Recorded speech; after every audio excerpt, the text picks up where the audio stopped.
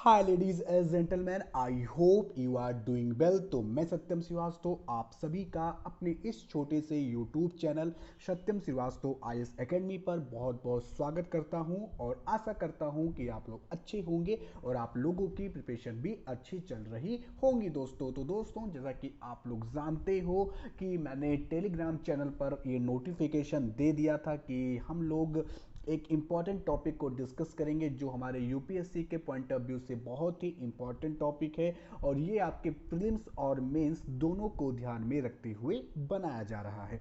ये टॉपिक हमारा प्रीलिम्स में और मेंस दोनों के लिए इम्पॉर्टेंट रखता है दोस्तों। और जैसा कि आप लोग जानते हैं हमने अनअकैडमी प्लस पर लाइव इसमें क्लासेस हमारी नहीं हो पा रही है क्योंकि उसमें थोड़ा सा एक इशू आ गया था इनरोलमेंट का। उसमें बच्चे कम थे मेरे कोर्सेस में, ठीक है। उसका कुछ क्राइटेरिया था तो जिसकी वजह से अभी फ़िलहाल को उसको मैंने स्टॉप किया है, ठीक है। लेकिन ऐसा नहीं कि वो आगे नहीं चलेगा, आगे वो मेरी कोशिश रहेगी कि मैं उसे कंटिन्यू कर सकूँ दोस्तों। तो यहाँ पर जो हमारा टॉपिक है वो है हमारा 15वां वित्त आयोग जो हमारा है 15th फाइनेंस कमीशन जो रिपोर्ट है वो इसके बारे में हम लोग यहाँ पर डिस्कस करेंगे दोस्तों। 15वें वित्त आयोग की अंतिम रिपोर्ट को डिस्कस करेंगे दोस्तों। यहाँ आप फोटो में देख सकते हो ये बहुत ही जानी मानी पर्सनालिटी है, अभी इन्हें हम आगे डिस्कस करेंगे दोस्तों। तो 15th फाइनेंस कमीशन जो है उसका क्या क्या रिकमेंडेशन है उन सारे को हम चीज़ों को यहाँ पर डिस्कस करेंगे स्टेप टू स्टेप दोस्तों, ठीक है। और यदि आपको ये कोर्स लेसन अच्छा लग रहा है तो आप इस कोर्स और लेसन को इस चैनल को सब्सक्राइब करना बिल्कुल मत भूलिएगा, लाइक ज़रूर कर दें और अपने दोस्तों में फ्रेंड्स में इसे शेयर करना बिल्कुल मत भूलिएगा दोस्तों। जैसा कि मैंने कहा है कि अगर आप मुझे सपोर्ट करोगे तो ये चैनल अभी बहुत ही मैं यहाँ पर बहुत सारी चीज़ें यहाँ पर कराने वाला हूँ दोस्तों। ऐसा नहीं है कि मैंने अनअकैडमी पर प्लस में आपको जो जो कंटेंट मैं आपको वहाँ पर दे रहा था मैं उस सीरीज़ को यानी कि 2 साल का जो करंट अफेयर्स जो हमने शुरू किया था उसको मैं यहाँ अपने यूट्यूब चैनल पर शुरू करने वाला हूँ। और आप नीचे कमेंट बॉक्स में मुझे आप लिख कर बताइए कि क्या आप उसके लिए इंतजार कर रहे हो, मैं उसको अपने यूट्यूब चैनल पर उसे स्टार्ट करूँ या ना करूँ, ये आप मुझे नीचे कमेंट बॉक्स में लिखकर ज़रूर बताइएगा, ठीक है। तो बढ़ते हैं आगे और डिस्कस करते हैं हमारा 15वें वित्त आयोग की रिपोर्ट को दोस्तों। तो सबसे पहले हम इस रिपोर्ट को जानने से पहले हम इसके बेसिक को जानेंगे कि आखिर ये जो फाइनेंस कमीशन है ये होता क्या है। फाइनेंस कमीशन ये होता क्या है इसे हम डिस्कस करेंगे। वित्त आयोग आखिर होता क्या है, ये कौन सी बला है। तो दोस्तों संविधान के अनुच्छेद 280 के अंतर्गत यह प्रावधान किया गया है कि संविधान के प्रारंभ से 2 वर्ष के भीतर और उसके बाद प्रत्येक 5 वर्ष की समाप्ति पर या पहले उस समय पर जिसे राष्ट्रपति द्वारा आवश्यक समझा जाता है एक वित्त आयोग का गठन किया जाएगा। पहला पॉइंट हमारा यहाँ पर यह कहा जा रहा है। तो एक चीज आपको ये समझ में याद में रखनी है कि जो हमारा जो फाइनेंस कमीशन है, जो हमारा वित्तीय आयोग है, वो आर्टिकल 280 के तहत ये मेंशन किया गया है। तो इससे क्या मिलता है कि ये एक हमारा जो है वो कॉन्स्टिट्यूशनल बॉडी है, ठीक है। एक होता है हमारा स्टेचुरी बॉडी और एक होता है हमारा कॉन्स्टिट्यूशनल बॉडी। तो जो हमारा जो फाइनेंस कमीशन है वो एक संविधानिक निकाय है, वो एक कॉन्स्टिट्यूशनल बॉडी है दोस्तों, ठीक है। तो ये आपको ध्यान में रखना है और इसका गठन हर 5 वर्ष के भीतर किया जाता है और या अगर राष्ट्रपति जब भी समझे इसे वो गठित कर सकता है दोस्तों, ठीक है। तो ये पहला पॉइंट आपको ये समझना है यहाँ पे। और साथ ही साथ इस व्यवस्था को देखते हुए पिछले वित्त आयोग के गठन की तारीख के 5 वर्षों के भीतर अगले वित्त आयोग का गठन हो जाता है जो एक अर्ध न्यायिक और सलाहकारी निकाय है। तो ये एक प्रकार से क्या है, ये एक प्रकार से अपना रिकमेंडेशन देती है, एक सलाहकारी एक निकाय है, एक बॉडी है जो कि आपको ध्यान में रखना है गाइस। अब इसी संबंधित ये भी समझते हैं कि आखिर ये वित्त आयोग की रिपोर्ट क्या है, वित्त आयोग के मतलब कि वित्त आयोग के कार्य क्या है, ये कौन कौन से फंक्शन इसके हैं, कौन कौन से ये वर्क करता है, हमें ये समझना है गाइस, ठीक है।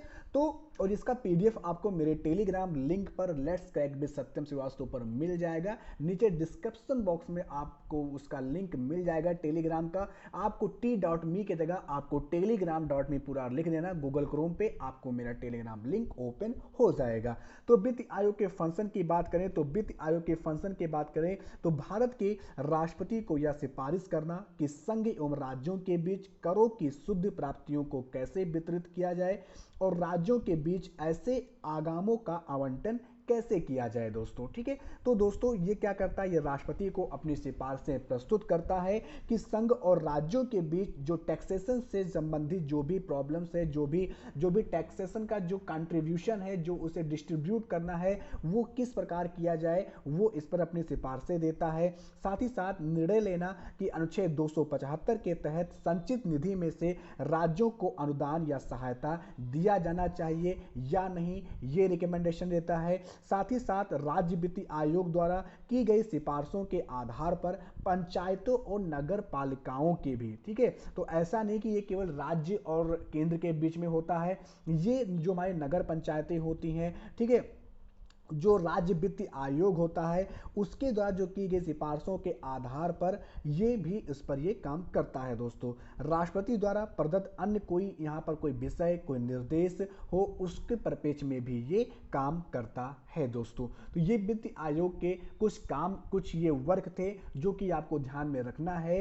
ये राज्यों और केंद्र के बीच में करों के से संबंधित जो भी चीजें होती हैं उसको ये देखता है, उसको कैसे उसको दोनों में वितरित किया जाए उसको यहाँ पर उसके सिफारिश करता है, ये हमारा फाइनेंस कमीशन। तो ये आपको इतनी बातें आपको ध्यान में रखनी है गाइस, ठीक है। तो यहाँ तक मैं आशा करता हूँ कि आपको समझ में आया होगा, और अगर आपको समझ में आता है तो आप इस चैनल को सब्सक्राइब और लाइक करना बिल्कुल मत भूलिएगा, ठीक है। और दोस्तों अब ये हम इस चैनल पर कंटिन्यू हम लोग एक्टिव रहेंगे। आपका दी हिंदू डेली न्यूज़ एनालिसिस का कोर्स मैं जल्द इसी चैनल पर स्टार्ट करूंगा। पीआईबी का कोर्स भी मैं जल्द ही इसी पर स्टार्ट करूंगा। 2 साल का करंट अफेयर्स जो कि हमारे जो स्टूडेंट्स जुड़े हुए थे जिनसे मैंने कहा था वो भी मैं बताऊंगा, लेकिन उसके लिए आपको मुझे बताना होगा, ठीक है, आपको मुझे बताना होगा नीचे कमेंट बॉक्स में लिख कर कि हाँ मैं इस पर स्टार्ट करूं कि ना करूं दोस्तों, ठीक है। अब बात करते हैं कि वित्त आयोग की शक्तियां क्या है, पावर्स कौन कौन से मिले हैं हमारे फाइनेंस कमीशन को, वित्त आयोग को दोस्तों, ठीक है। तो आयोग अपनी रिपोर्ट राष्ट्रपति को सौंपता है जिसे राष्ट्रपति संसद के दोनों सदनों के समक्ष रखता है। तो ऐसा कंफ्यूज नहीं होना है, यूपीएससी प्रीलिम्स में आपसे पूछा जा सकता है कि जो वित्त आयोग है वो अपनी रिपोर्ट संसद के पास रखता है, ऐसा नहीं है। वित्त आयोग अपनी रिपोर्ट पहले राष्ट्रपति को देता है और राष्ट्रपति फिर उसको आपको यहाँ पर संसद पे रखा जाता है।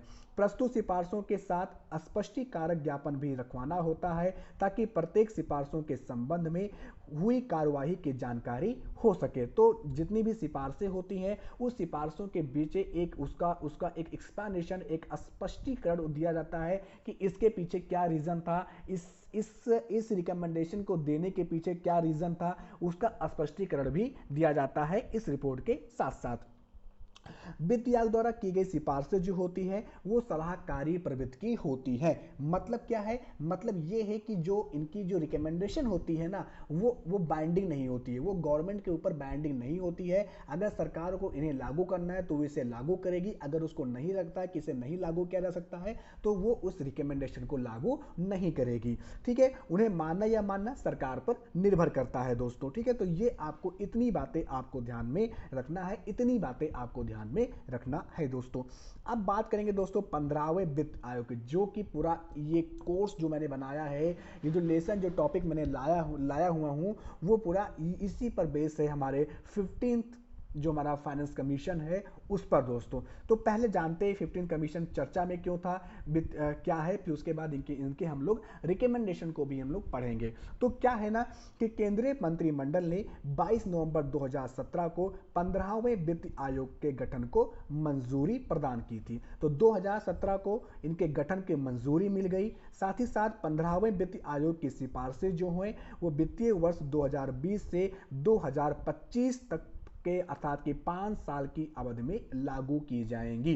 तो 2020 से 2025 तक का इनका टर्नियोर है। अब तक जो था वो हमारा 14th फाइनेंस कमीशन था जो कि लागू किया गया था, और ये 2019-20 जो हमारा जो वित्तीय वर्ष है, जो हमारा ठीक है जो हमारा जो एनुअल ईयर है वो 2019-20 के लिए ये बैच था। तो जो हमारा जो 14th जो फाइनेंस कमीशन है वो अब खत्म हो चुका है और अब 2020-21 के लिए हमारा जो है वो 15वां वित्तीय आयोग हमारा आ चुका है। तो दोस्तों 27 नवंबर 2017 को श्री एन के सिंह, इंपॉर्टेंट है, मैं थोड़ा सा आपको यहाँ पर बता दूं इसके बारे में। एन के सिंह, यहाँ पर ये पॉइंट आप लोग ध्यान में रखना, इनके बारे में आपको ध्यान में रखना है। एन के सिंह दोस्तों, ठीक है, एन के सिंह, ठीक है। तो एन के सिंह आयोग की अध्यक्षता में ही, ठीक है, एन के सिंह आयोग की अध्यक्षता में ही इस 15वें वित्त आयोग का गठन किया गया है। तो यूपीएससी प्रीलिम्स से पूछा जा सकता है कि जो हमारा जो 15वां जो वित्त आयोग है, 15th जो फाइनेंस कमीशन है, वो किसकी अध्यक्षता में गठित किया गया? तो वो है हमारे एन के सिंह, ठीक है, श्री एन के सिंह के द्वारा इसे यहाँ पर 2017 में नियुक्त किया गया। एन के सिंह जो है भारत सरकार के पूर्व सचिव रह चुके हैं। 2018 से 2014 तक बिहार से राज्यसभा के सदस्य भी रह चुके हैं। तो ये थोड़ा सा आपको ध्यान में रखना। अभी मैं इनकी फोटो भी आगे आपको दिखाऊंगा दोस्तों, ठीक है। फोटो क्या, जो मैंने अभी आपको दिखाया था ना पहले, जो स्टार्टिंग में जो इसका जो टेम्पलेट है, जो इस कोर्स का जो यहाँ पर मैंने उसी में उनको लगाया हुआ है। अब यहाँ पर चर्चा में क्यों था इसको समझते हैं। तो हाल ही में 15वें वित्त आयोग की जो अंतरिम रिपोर्ट थी वो संसद में पेश की गई। इस रिपोर्ट में केंद्र और राज्यों के बीच कर और राजस्व वितरण तय करने के अलावा कई अन्य अहम सिफारिशें भी की गई हैं। वित्त आयोग की ये रिपोर्ट वित्तीय वर्ष 2020-21 के लिए है। वित्त आयोग की जो ये रिपोर्ट है वो 2020-21 के लिए है और इसकी जो फाइनल रिपोर्ट आएगी वो 30 अक्टूबर 2020 तक आएगी दोस्तों। तो अभी दोस्तों दो रिपोर्ट यहाँ पर पब्लिश किया गया। पहली रिपोर्ट जो यहाँ पर दी गई, जिसे संसद में पेश किया गया, ठीक है, जिसे संसद में पेश किया गया, और दूसरी रिपोर्ट पर अभी कार्य चल रहा है जो कि 30 अक्टूबर 2020 तक वो आ सकती है दोस्तों, ठीक है। और जो फाइनल रिपोर्ट होगी 2021-22 से शुरू होने वाले 5 वर्षों के लिए होगा। तो 2021-22 से जो सत्र शुरू होगा उसके 5 साल तक होगा दोस्तों, यानी कि आई थिंक 2025 तक ही हमारा होगा अगर 2021 से हम लोग जोड़ेंगे तो दोस्तों, ठीक है। तो केंद्रीय मंत्रिमंडल द्वारा 22 नवंबर 2017 को एन के सिंह की अध्यक्षता में 15वें वित्त आयोग का गठन किया। मैंने आपको पहले ही बता दिया है दोस्तों, ठीक है। तो 2021 से लेकर के 2025 तक जो हमारा, ठीक है, 21, 22, 23, 24, 25 जो होगा वो हमारा होगा 15वां वित्त आयोग।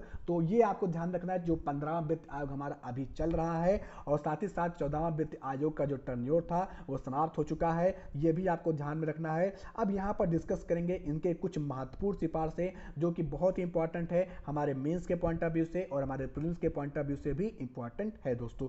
तो पहली सिफारिश जो हमारा 15वें वित्त आयोग के द्वारा की गई वो की गई दोस्तों, मौजूदा जो 15वें वित्त आयोग ने केंद्र के द्वारा राज्यों के साथ साझा किए जाने वाले कर राजस्व में राज्यों की जो हिस्सेदारी 41% करने की सिफारिश की है दोस्तों। अभी तक क्या था, अभी तक 14वें वित्त आयोग के अनुसार ये जो हिस्सेदारी थी, राज्यों की जो हिस्सेदारी थी कर राजस्व में, वो कितनी थी, वो थी 42% थी, ठीक है, वो 42% थी। लेकिन जो हमारा जो वर्तमान में जो 15th जो फाइनेंस कमीशन है उसने कहा है, उनकी सिफारिश है कि इसे घटा करके 41% रखा जाए। ये पहली सिफारिश आपको ध्यान में रखनी है गाइस, सर एंड मैम। राज्यों की हिस्सेदारी में, राज्यों के हिस्से में जो 1% की कमी की गई है वो आयोग द्वारा तय फार्मूले के मुताबिक जो हमारे नॉर्थ ईस्ट राज्य जम्मू एंड कश्मीर के हिस्से जो कि 0.85% है के लगभग बराबर है। 1% रकम जम्मू कश्मीर लद्दाख के लिए रखी गई है। जैसा कि आप लोग जानते हैं कि अब जम्मू कश्मीर और लद्दाख यहाँ पर जो हमारे जो यूनियन टेरिटरीज यहाँ पर बनाए गए हैं उनके लिए भी यहाँ पर प्रावधान रखे गए हैं। और साथ ही साथ आयोग ने रक्षा खर्च के लिए नॉन लैप्सेबल फंड शुरू करने के लिए एक विशेषज्ञ टीम गठन करने का प्रस्ताव किया गया है दोस्तों। नॉन लैप्सेबल फंड वो होता है, मतलब एक होता है लैप्सेबल फंड, मतलब कि अगर आप पैसा नहीं खर्च कर पाते हो उस तय अवधि में, यानी कि अगर आपको कोई यहाँ पर फंड दिया गया है और आपको कहा गया है कि आपको 2019-20 के भीतर इन फंड को खर्च करना है और अगर आप उसे खर्च नहीं कर पाते हो तो वो लैप्सेबल फंड में वो चले जाते हैं, ठीक है, वो आपको फिर दोबारा वो यहाँ पर नहीं मिलते हैं, ठीक है। तो इसे यहाँ पर कहा गया नॉन लैप्सेबल फंड में इसे रखा जाए। जो हमारा जो डिफेंस जो हमारा जो खर्चा है उसके लिए। आयोग ने जीएसटी के क्रियान्वयन को लेकर रिफंड में देरी और पूर्वानुमान की अपेक्षा कर संग्रह में कमी जैसे कुछ चुनौतियों को भी उजागर किया है कि जो जीएसटी आने के बावजूद भी जो कर संग्रह है, जो जीएसटी जो रेवेन्यू है, वो अभी उस लेवल तक नहीं पहुंच पाया है जिस लेवल पर उसे होना चाहिए गाइस। ठीक है, तो ये भी कहा गया है। इसके अलावा वित्त आयोग ने स्थानीय निकायों के लिए, जैसे कि मैंने आपको बताया कि ये पंचायतों के लिए भी इनके सिफारिशें होती हैं, तो वित्त आयोग ने स्थानीय निकायों के लिए साल 2020-21 में यहाँ पर 90,000 करोड़ रुपए स्थानीय स्तर पर राहत आपदा कार्यों को बेहतर बनाने के लिए राष्ट्रीय और राज्य आपदा प्रबंधन कोष के गठन और केंद्र तथा राज्यों के बीच खर्च साझाकरण की वर्तमान व्यवस्था को जारी रखने की बात कही गई है दोस्तों। साथ ही साथ एक इंपॉर्टेंट पॉइंट है, लास्ट पॉइंट जो कि आपको ध्यान में रखना है, 14वें वित्त आयोग ने राज्यों के हिस्से की गणना के लिए साल 1971 और साल 2011 के जनगणना आंकड़ों का उपयोग किया था। इसके अलावा जो हमारा जो 15वां जो वित्त आयोग है ने सिर्फ साल 2011 के जनगणना के आंकड़े का प्रयोग किया है। तो दोस्तों पहले क्या था, जो हमारा 14th जो फाइनेंस कमीशन था उसने यहाँ पर अपनी सिफारिशों के लिए, अपने रिसर्च के लिए रिपोर्ट में जो आधार लिया था जनसंख्या को लेकर के, वो जो जनगणना को लेकर के, वो 1971 की जनगणना और 2011 की जनगणना दोनों को लिया गया था। लेकिन 15 फाइनेंस कमीशन ने केवल और केवल 2011 के जनगणना को प्रयोग में लाया है दोस्तों। तो ये पॉइंट आपको ध्यान में रखना है, ये पॉइंट आपको ध्यान में रखना है दोस्तों। तो ये कुछ की रिकमेंडेशन है, ये कुछ इंपॉर्टेंट रिकमेंडेशन है जो कि फाइनेंस कमीशन के द्वारा यहाँ पर दिया गया है, फाइनेंस कमीशन के द्वारा यहाँ पर दिया गया है दोस्तों। तो ये सारे रिकमेंडेशन आपको रटे होने चाहिए। ये आप इसे मेंस में भी आप इसे लिख सकते हो, काफी इंपॉर्टेंट रहेगा, तो इसे आप लोग ध्यान में रखना दोस्तों। ठीक है, अब यहाँ पर मैंने एक पीपीटी लगाने की कोशिश की है। यहाँ पर आप देख सकते हो कि 15 finance commission to decide revenue sharing between centre and state. ठीक है, तो ये जो फाइनेंस कमीशन है वो डिसाइड करता है कि जो रेवेन्यू जो शेयरिंग होगा, जो कर राजस्व जो संग्रह होगा, वो सेंटर और स्टेट में कैसे डिसाइड हो, उसको यहाँ पर वो डिसाइड करता है। रिकमेंडेशन जो था वो अप्रैल 2020 टू मार्च 2025 तक इनकी रिकमेंडेशन अप्लीकेबल होगी। मतलब 1 अप्रैल 2020 से लेकर के 31 मार्च 2025 तक हमारा जो 15th जो फाइनेंस कमीशन है उसकी सिफारिशें, उसकी रिपोर्ट की सिफारिशें लागू रहेगी। इसके बाद फिर हमारा 16th फाइनेंस कमीशन आएगा, 16वां वित्तीय आयोग आएगा। तो इसे आप ऐसे समझना दोस्तों। फर्स्ट फाइनेंस है commission after roll out of GST. तो जो 15 का कमीशन है वो पहला ऐसा कमीशन है दोस्तों जो कि जीएसटी के बाद यहाँ पर लाया गया है, जीएसटी को यहाँ पर रोल आउट किया गया है दोस्तों। तो ये आपको ध्यान में रखना है, ये आपको ध्यान में रखना है। और मैं आपको बता दूं कि मैं आपको एक चीज बता दूं कि यहाँ पर जो इनकी जो नियुक्ति है, 1 सेकेंड में आपको यहाँ से दिखा रहा हूँ। ठीक है, ये जो मैं ये जो बात कर रहा था, ये जो मैं बात कर रहा था गाइस, ये मैं जो बात कर रहा था, ठीक है, फाइनेंस कमीशन की, ये इनके मेंबर्स हैं। ठीक है, ये इनके मेंबर्स हैं, ये इनके मेंबर्स है गाइस, ये इनके मेंबर्स है। और यहां पर 1 सेकेंड, ठीक है, और यहाँ पर जो है ये हमारे एनके सिंह है। कौन है? ये हमारे एनके सिंह है जो इसके चेयरमैन है। और ये अदर्स 5 मेंबर्स इसके यहाँ पर हैं। तो ये भी आपको ध्यान रखना है। और इनकी नियुक्ति जो है वो यहाँ पर राष्ट्रपति के द्वारा की जाती है, राष्ट्रपति के द्वारा की जाती है। ये आपको ध्यान में रखना है। इनके आप यहाँ पर देख सकते हो 1 2 3 4 5। ठीक है, तो ये पूरे इस वित्त आयोग के मेंबर्स हैं जिनको लगाया गया था इस पर चर्चा करने के लिए। ये मतलब ये ऐसा नहीं कि ये मतलब कि जब हमारा जो नेक्स्ट जो हमारा जो रिपोर्ट आएगी, जो कमीशन आएगा, 16 जो फाइनेंस कमीशन आएगा, उसमें अलग मेंबर्स रहेंगे, उसके अलग चेयरमैन रहेंगे, तो वो सब अलग होते हैं। तो एनके सिंह का आपको नाम ध्यान में रखना है, एनके सिंह का आपको नाम ध्यान में रखना है गाइस। ठीक है, इनका नाम आपको ध्यान में रखना है। तो ये था दोस्तों हमारा 15th फाइनेंस कमीशन के बारे में इंपॉर्टेंट पॉइंट मैंने आपको बताया, क्या क्या रिकमेंडेशन है, चर्चा में क्यों था, इसका बेसिक क्या है, कॉन्स्टिट्यूशन बेस क्या है, है,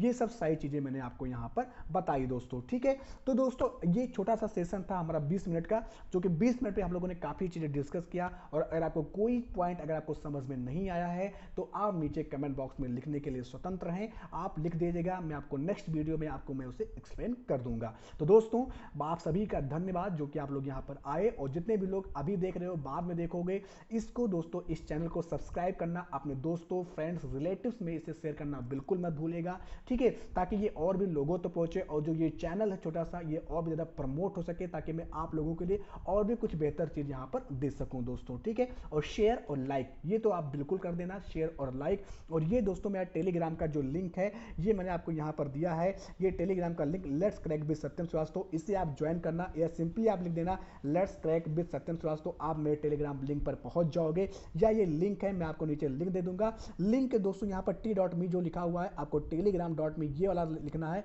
आपको लिंक ओपन हो जाएगा। ठीक है, और यहाँ से आप इस कोर्स का यानी कि इस टॉपिक का PDF मैं अभी इसके कोर्स के एंड होने के बाद तुरंत मैं इसे अपलोड कर दूंगा, आप वहां से इसे डाउनलोड कर सकते हो और पढ़ सकते हो दोस्तों। ठीक है, तो जैसा प्यार और सम्मान आपने अनअकैडमी पर मुझे दिया है, और अनअकैडमी पर भी आप मुझे फॉलो कर सकते हो जा करके। ठीक है, तो अनअकैडमी पर आप मुझे फॉलो कर सकते हो, और साथ ही साथ ये जितने भी लोग वहाँ पर जुड़े हुए थे लाइव क्लास में, वो सारे के सारे लोग यहाँ पर आ जाओ, यहाँ पर डेली क्लासेस होंगी दोस्तों। और आपको और क्या क्या चाहिए आप नीचे कमेंट बॉक्स में जरूर लिखना और बताना मुझे। ठीक है दोस्तों, आज के लिए इतना ही, हम लोग मिलते हैं फिर अपने नेक्स्ट वीडियो में, तब तक के लिए bye bye and thank you and see you.